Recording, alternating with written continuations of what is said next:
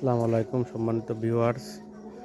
আমি শারীরিক অসুস্থতার কারণে দীর্ঘ 2 দিন কোনো প্রাণীর ভিডিও আপনাদের দেখাতে পারিনি বা দিতে পারি নাই।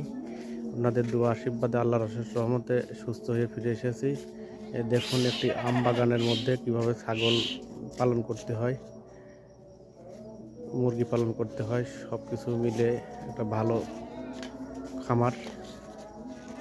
খামারটি যাতে আলো ভালোভাবে গড়ে তুলতে পারে, সেই ক্ষেত্রে আপনাদের দোয়া ও সহযোগিতা।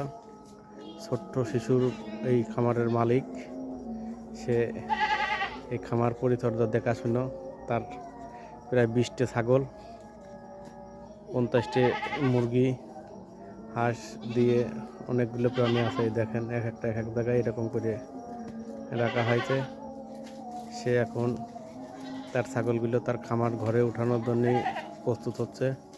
বিকেলের খেলাধুলা সেরে সবাই ওর জন্য দোয়া করবেন, যাতে খামারটা সে বড় করে করতে পারে, আরও বড় হয়। সবাইকে দেখার সুযোগ করে লাইক, শেয়ার, কমেন্ট সব কিছুই করবেন, ফলো করে দেবেন।